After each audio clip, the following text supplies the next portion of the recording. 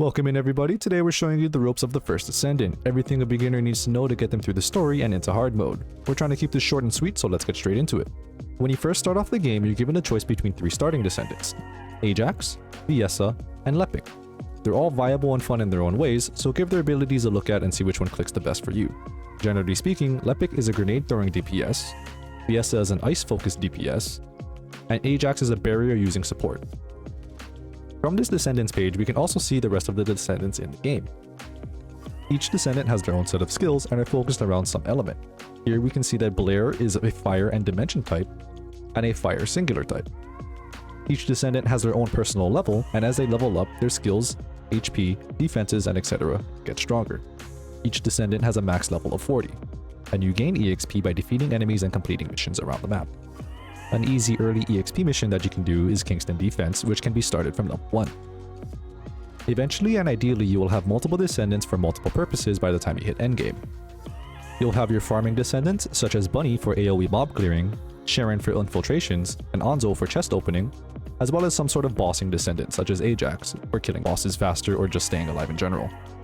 On the left side of our inventory screen, we can see that we have 3 weapon slots. There's no restrictions to what can and cannot be equipped in these slots, but generally speaking, you never want to run more than one type of ammo.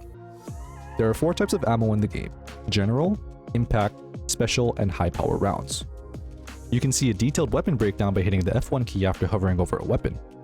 From here, you can see the weapon's base stats and modifiers, as well as any unique ability if it possesses one. Alternatively, from the inventory menu, you can pull up the info tab, which gives you a detailed breakdown of your entire loadout. As you level and progress through the story, generally it's always a good thing to equip the highest level gun that you have. Guns max out at level 100. It's a good way to play with all the weapons in the game and try and find one that you like. This will also help you build proficiency levels on your guns, which will help you level up your mastery rank quickly. Proficiency is a per gun mastery level and maxes out at level 40. If you find a gun that you like early on, you can favorite it and save it for later. As a tip to new players, be on the lookout for the Eternal Willpower AR and the Tamer LMG. These are 2 guns that you can get around Agna Desert that can easily carry you to and past hard mode if modded properly, even without the use of catalysts and reactors. Another good option is the Thunder Cage SMG, which is unlocked through the story. Personally, the Thunder Cage is a very good investment for energy reactors and catalysts early on, as it's unmatched at farming and doubles as a very good bossing weapon in endgame. On the right side of your screen, you'll see a Reactor. Reactors give you skill damage and sub-attack power, which is just melee damage. If you have the optimization gun equipped, it'll also give you even more skill damage. Make sure you pay attention to the element and type damage boosts in your reactor stats, and make sure you have one that matches your Descendant skills. For example, Ajax uses non-attribute skill power and dimensional skill power, so this reactor's perfect for him. Reactors can also roll substats of varying strength and rarity to further improve your skills. However, you cannot re-roll these, so farming them is pure RNG. You can honestly ignore reactor substats until min-maxing in hard. Components are your stat sticks. They will drop with health, shield, and defense. Ideally, you will want health and defense, and for early boss fights, you may want some elemental damage defense corresponding to that boss damage type. As you level up throughout the story, just equip the biggest number component that you have for the best survivability. Components can also roll extra substats and also cannot be re-rolled. These can mostly be ignored until hard mode, but do be on the lookout for components with drop rate substats such as Kuiper, Gold, Modules, and Consumable drop rate up, as these will greatly help you in farming. Components can also have set bonuses, but you won't really see or use these that much until hard mode, so can also be ignored. As for unwanted gear, make sure you dismantle them for crafting materials. To make this easier, you can edit your junk filters to exclude certain rarities or things at a certain level for each weapons, reactors, and components. Moving on to the main hub, Albion, there are a few points of interest that you should make note of. The Prime Hands is the area where you can level up your mastery rank. Leveling up your mastery rank has benefits such as increasing your Descendant and weapon module capacity, increasing your inventory space, and increasing your storage space. Your mastery rank level is separate from your Descendant level, and mastery rank increases mostly from leveling up guns and Descendants and slightly from completing missions. The mission terminals can be used to launch map missions, which can save you time since you don't need to physically run out to the field to start the mission beacon. You can also launch special incursion missions that reward you once certain waves are cleared, such as the Kingston Defense mission. The mailbox will contain lost and found items and special system rewards sent for downtime and whatnot. The storage box is a personal storage for guns, components, and reactors. You can throw things in here for long-term safekeeping. The weapon upgrade station, where at which you can transfer weapon level, reroll substats, enhance unique abilities, and level up your reactors. Weapon level transmission allows you to take a higher level gun and transfer its level into a lower level weapon. Doing so takes phased exchangers depending on the weapon's rarity.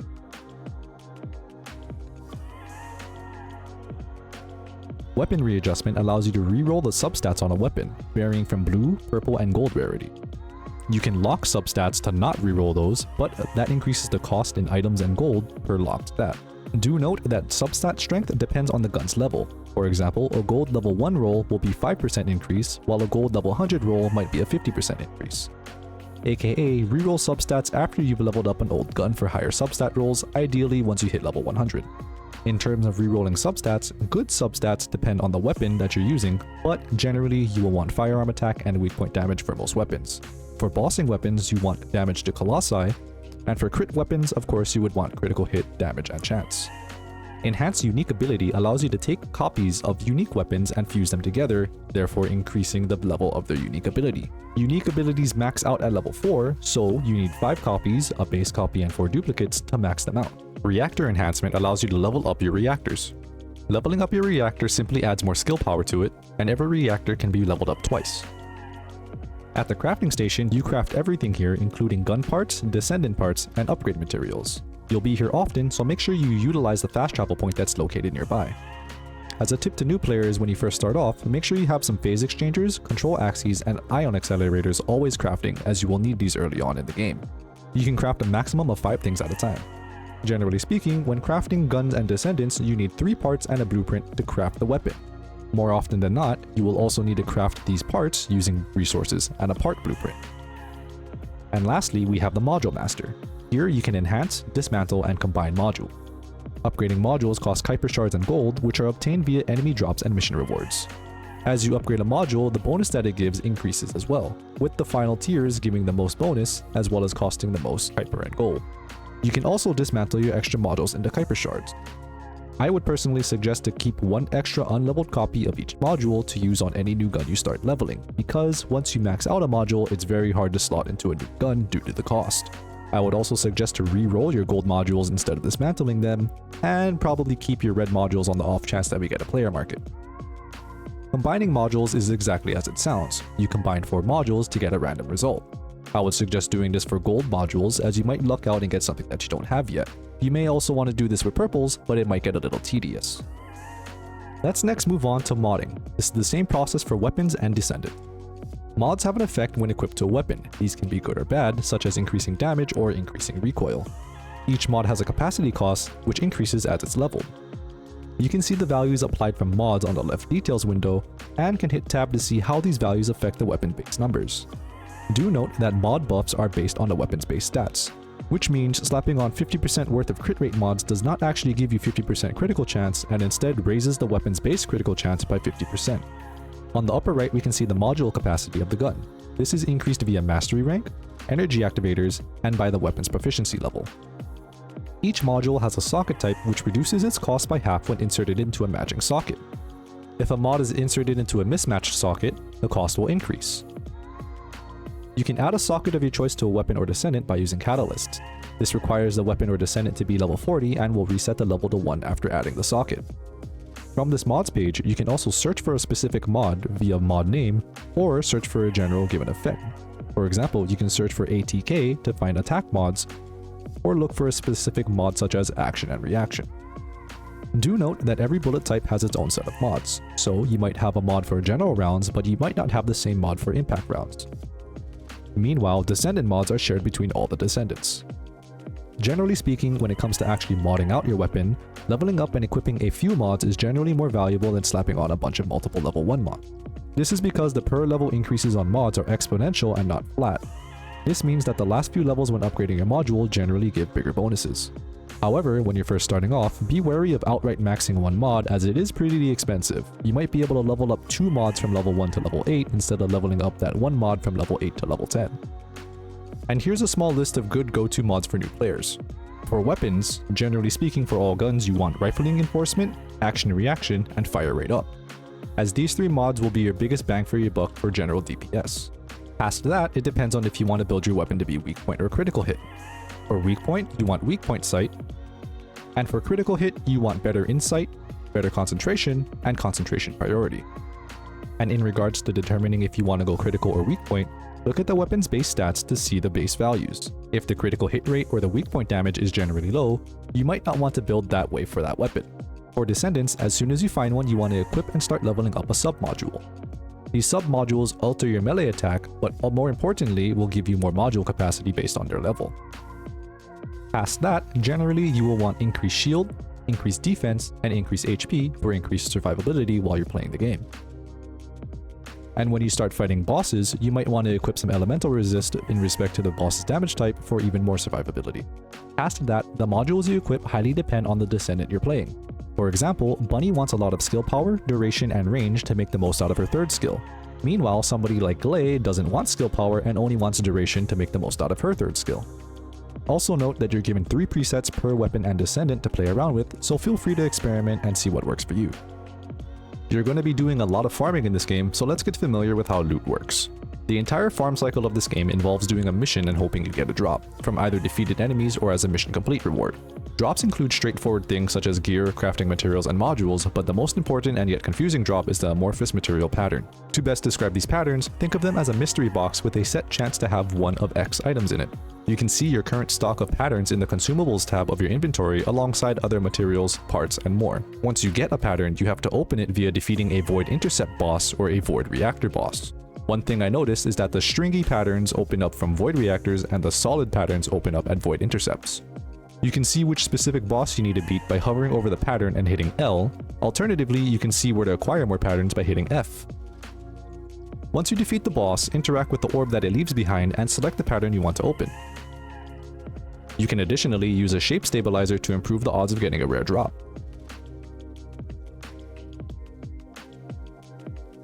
Void Intercept bosses can be fought at any time, but Void Reactor bosses have a slight catch. You need to spawn them via a Void Reactor in the world, which costs Void Shards to do so. You can get Void Shards by doing Void Fragment missions. Certain Void Fragment missions drop specific shards, so check through the mission rewards to make sure you're getting what you need. To start a Void Fragment mission, you need to hit the pillar with an ability that matches its element. Defeat the enemies that spawn and repeat until the pillar is destroyed.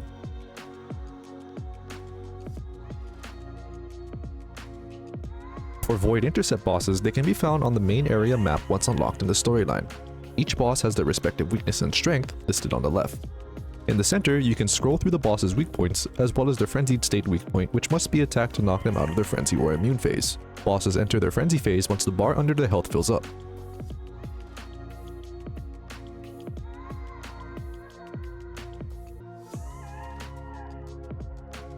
If you scan a boss, it will also highlight their weak points. Attack a weak point enough and it will turn yellow.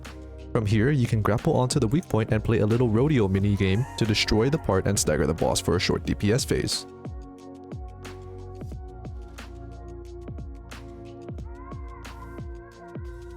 All the bosses are pretty straightforward, save for Devourer and Hanged Man.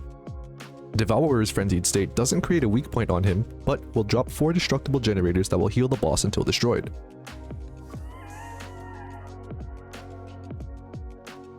Hanged Man has a small raid mechanic where the ball in the center must be picked up and held by someone before the vials in the machine completely fill up. If the vials fill up, the lobby wipes. The vials fill in 2 minutes.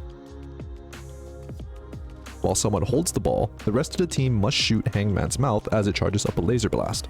Destroy the mouth to reduce the amount of liquid in the vials and return the ball to the pedestal to continue. It takes 2 mouth destruction cycles to completely empty the vials. If no one's holding the ball while the mouth is destroyed, the vials will not empty.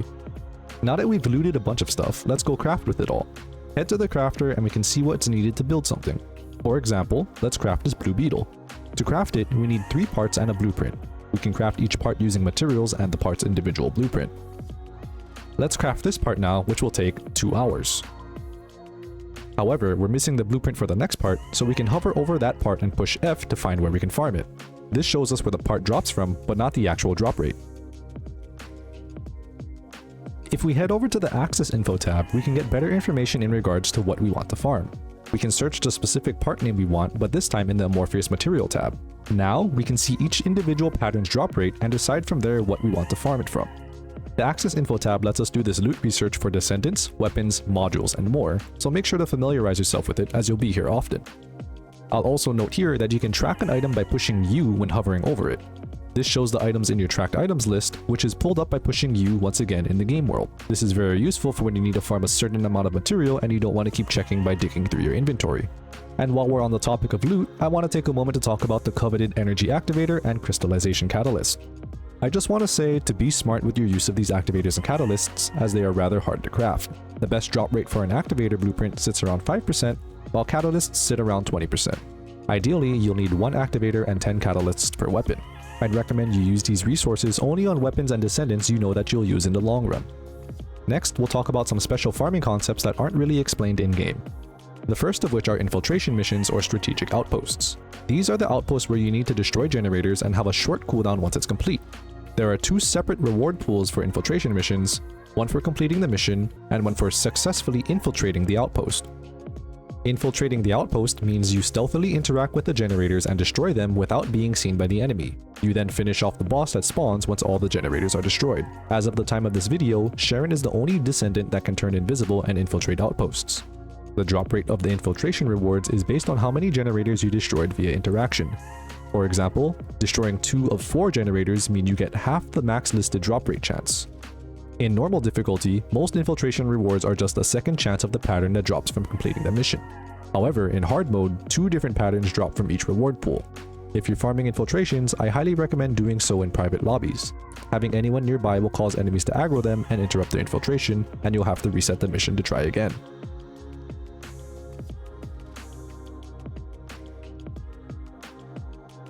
And finally, we'll talk about Encrypted Vaults. Encrypted Vaults are essentially locked treasure chests. The keys you need to open these vaults are called code analyzers for normal mode and code breakers for hard mode. And yes, analyzers only drop and can be used in normal difficulty, while breakers can only drop and be used in hard difficulty.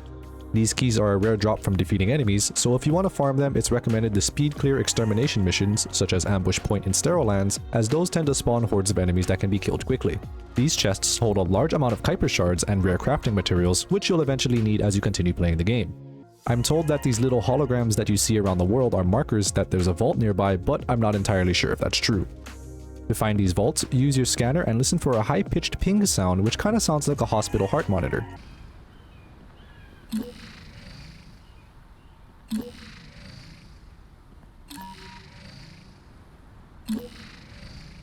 As you get closer to the vault, the sound will get louder.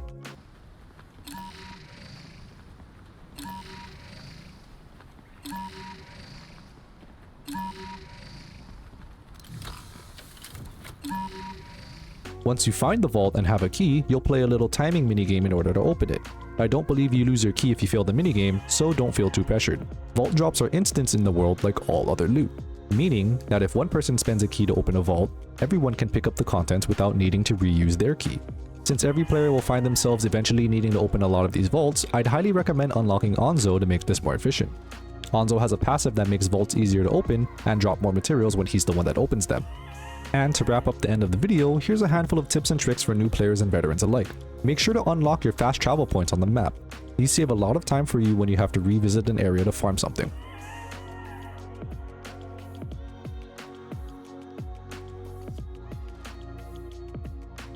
Make use of the mission terminals in Albion to launch dungeon missions and special operations.